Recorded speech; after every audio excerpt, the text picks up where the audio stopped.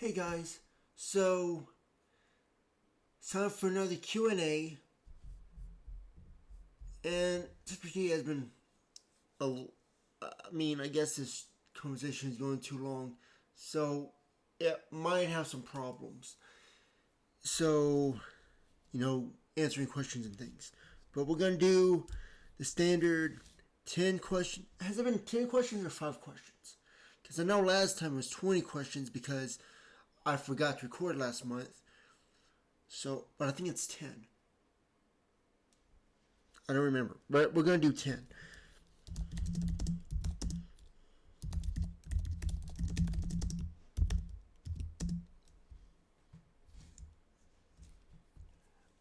So let's say, give me 10 questions for Q&A.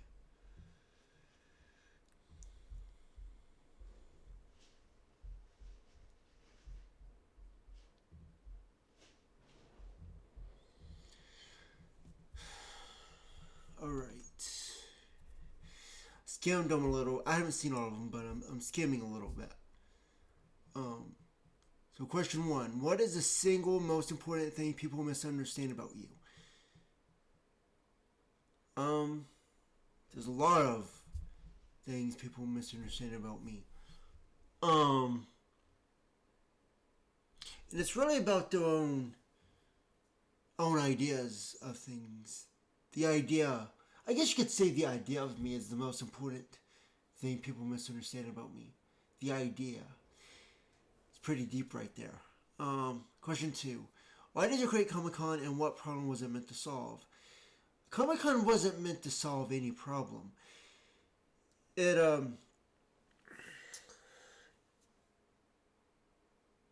how did I remember how I came up with that. I don't remember exactly where I was. I think I was in the living room. And I was like, and I had a thought come to me.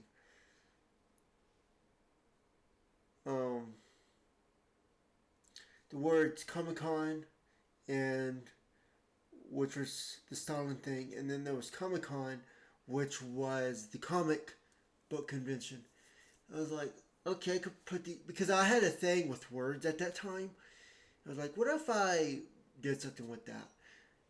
And I used the K's, not because they were just Cyrillic, replacing the C's with K's like KomiKon, but the K's were also like a punk rock. I was going through this, getting the emo clothes and everything I wore back when I was in high school. So the skinny jeans, the Converse, the wristbands, I had it all. And that's when I came up with KomiKon. I guess you could say the problem was I wanted an outlet where I could do all these the wordplay, the entendres, and all these different things, And then I created shirt designs for that. Did poems, I wrote a book. And so it was a place where I could put stuff on my mind. It was like psychological warfare, things like this. And then the stuff you see today with the logo and everything, the circular logo, that didn't happen until, I believe that was shortly, I think that was before I did YouTube videos. It could be wrong. But I think that was a little before I started doing YouTube videos. And it just got a redesign. You can actually go to the Wayback Machine and see how the website used to look. I would do that right now, but I'm not using Atlas. So you can look on Wayback Machine. It's KomiKon.store.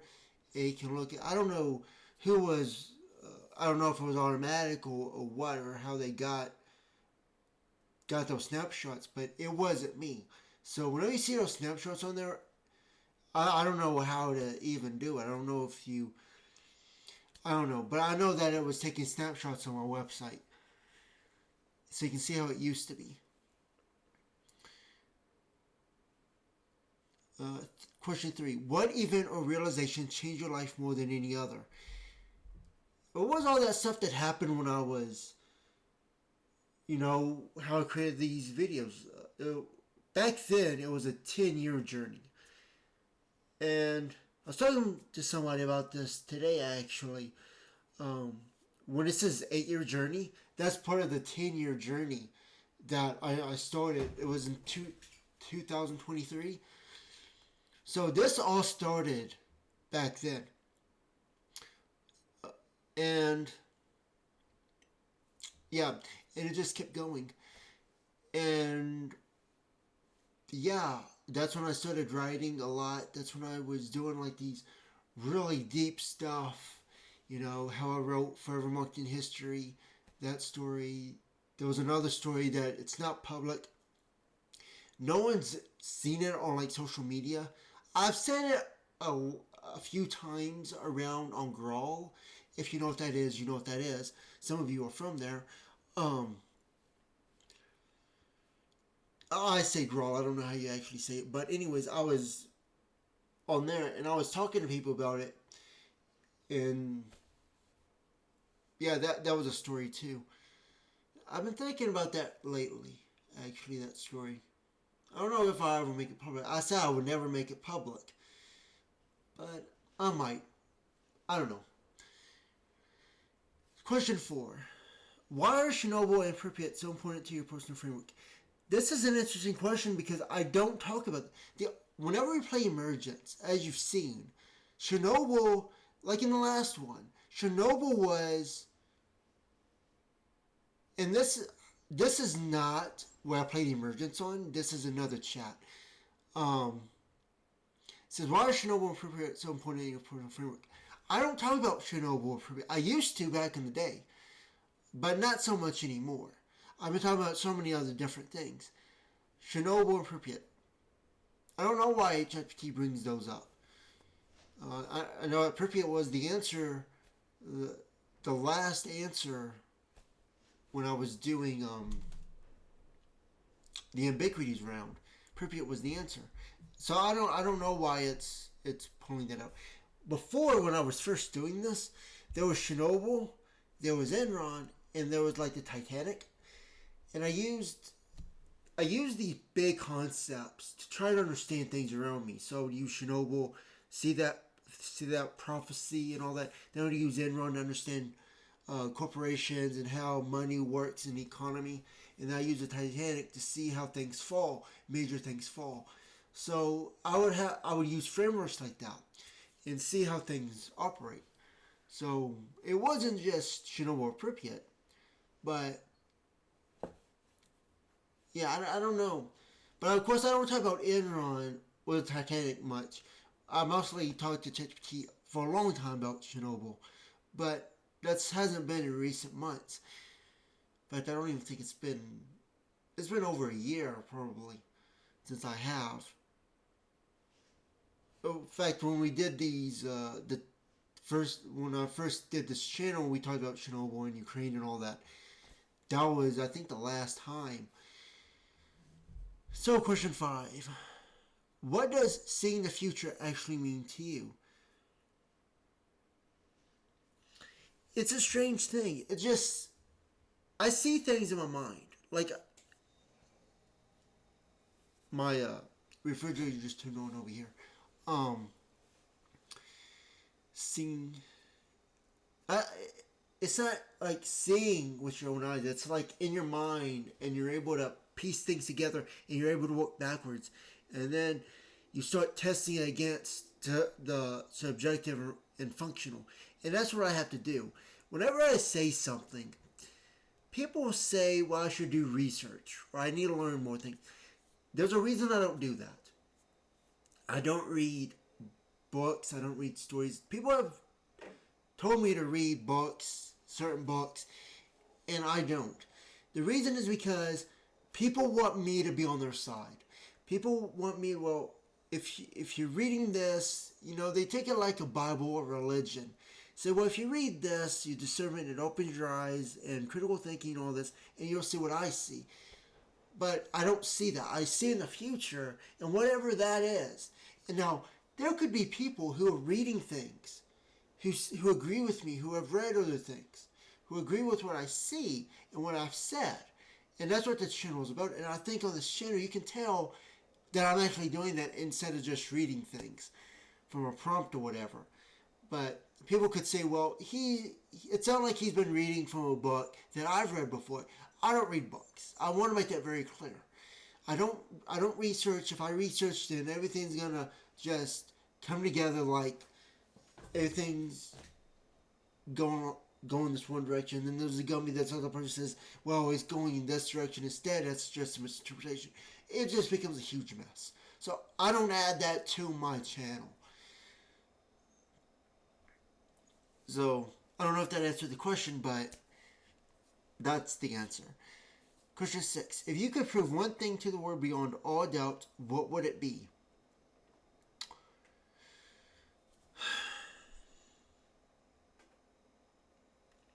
I don't know. I know what it wants me to say. I don't know.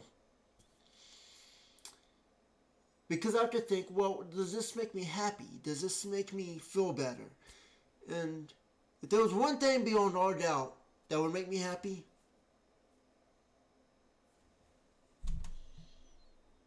I don't think there is one.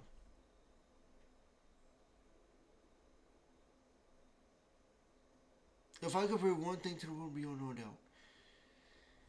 Yeah, I interpret that as something that makes me happy. And I mean, there's a lot of things I would like to prove to people. But would it make me happy if I proved these things? Not really.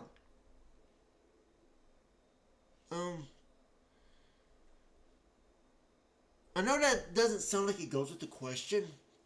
Sounds unrelated, but if I could prove one thing that's true, then I think it just made my life more miserable. So people are like, how do you know that? Why do you know that? Who are you? What do you do? You know, those things don't make me happy. Just you know. Question 7. What is the difference between a pattern, coincidence, and a truth? Well, all those things can coexist at the same time.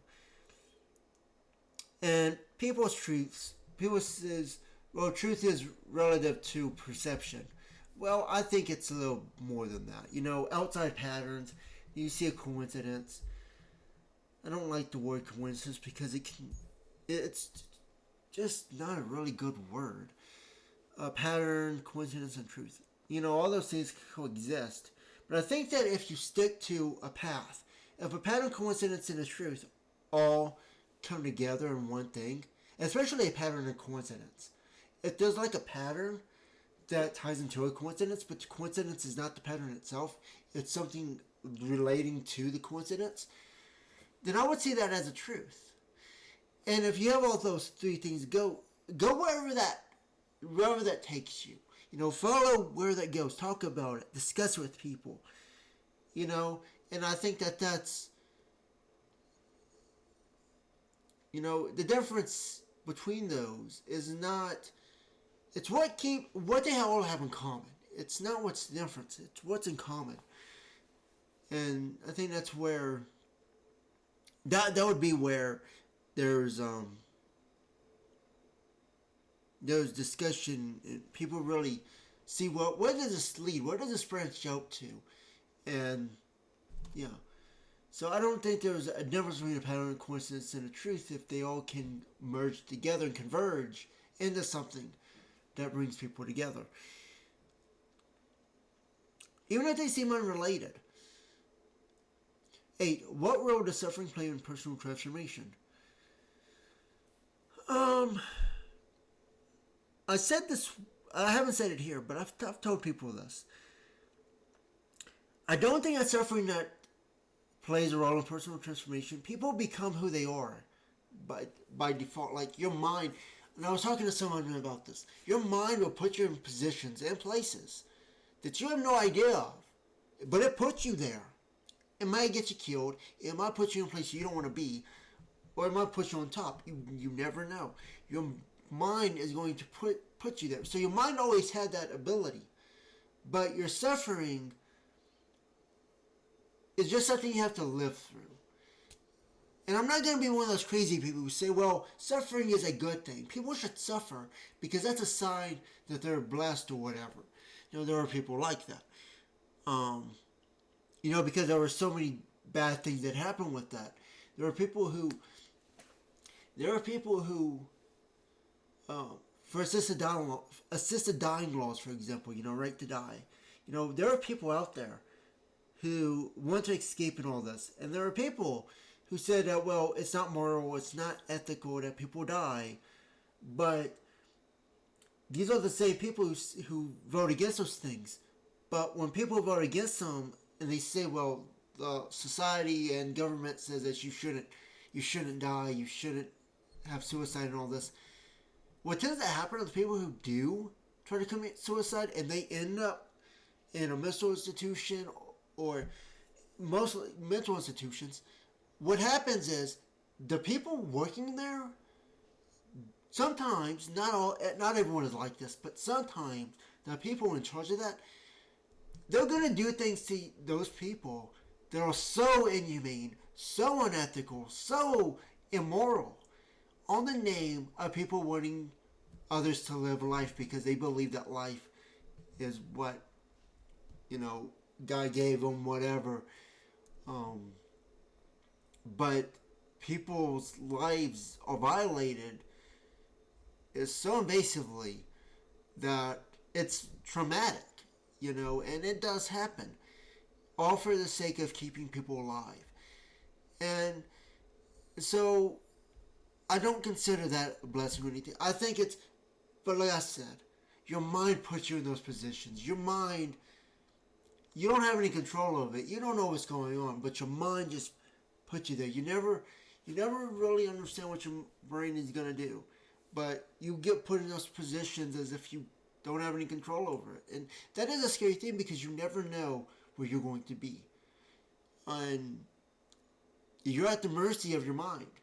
And the way I see it is, you better have some sort of faith or belief or whatever you want to say, or have some pattern to follow, some truth or whatever, some big truth, not the one in your mind, but some outside external truth you follow that says that you're going to get through that, and it's beyond whatever your mind is capable of doing it. Because if you just rely on your mind, you believe your mind is reality and all this truth is your own reality, perception, reality, and all this, your reasoning skills, critical thinking, all this, where's your mind taking you with that? You might not want to be where you're not. I mean, you might end up in a prison somewhere having that. You might think, you lose touch with reality thinking that, well, your reality is your own mind. Yeah. And I'd be more scared of those people. If you're challenging yourself and you have some sort of faith beyond your own mind, and even then, you don't control where you end up, but if you're afraid of that, that's something you're afraid of, then follow the patterns. This YouTube channel, I have this channel where you can see patterns. You see astrology and all this. You look at your astrology and have some faith in that. The Bible doesn't work for everybody. People want to see physical, manifestations or visuals. They really want to see, okay, this relates to something that happened in my life. And that's why people follow it. It's not that it's evil. Everything can be evil. Good and evil are just human limitations of a grand plan. That's what I see. And based on everything I've lived through and seen for myself in this YouTube channel itself, it's an outlet for that. So, and I don't talk about religion. We do analysis here, but I do think there is a bigger plan than what humans are capable of thinking of. I mean,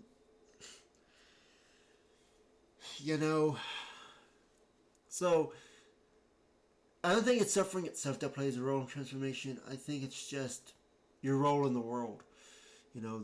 I think you could rearrange those. You could say, like, what role is personal that leads to transformation, or something like that. I don't know. You could reword that sentence, that question, and maybe there's a truth in there you didn't think about. So, question 9. If someone completely disagrees with your conclusions, what is the one idea you would still want them to understand? That, like I just said, human limitations.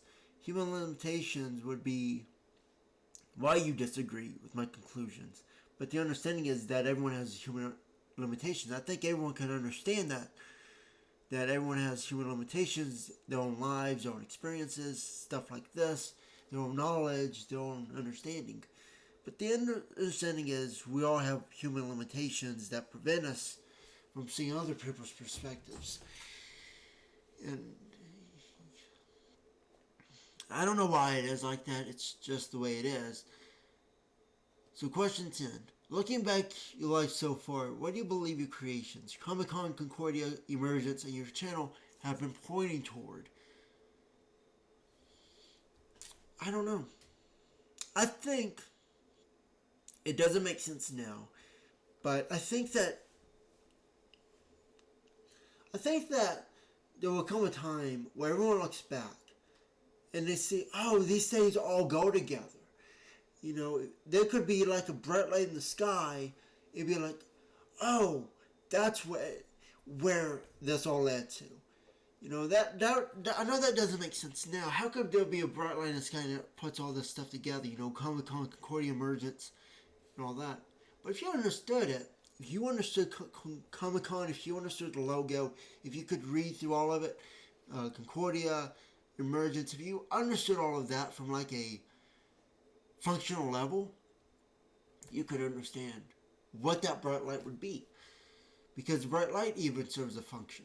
And I know that doesn't make it, I just said something that completely didn't make any sense, but that's me speaking of the future again. But it's pointing towards something, and you gotta look in hindsight to see it.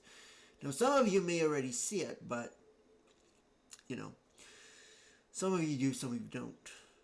Those questions would likely generate some of your longest and most revealing answers.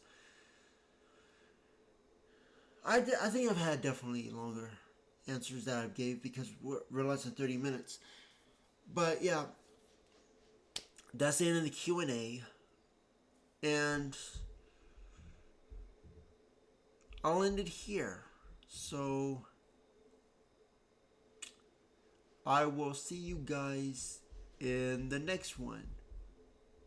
Bye for now.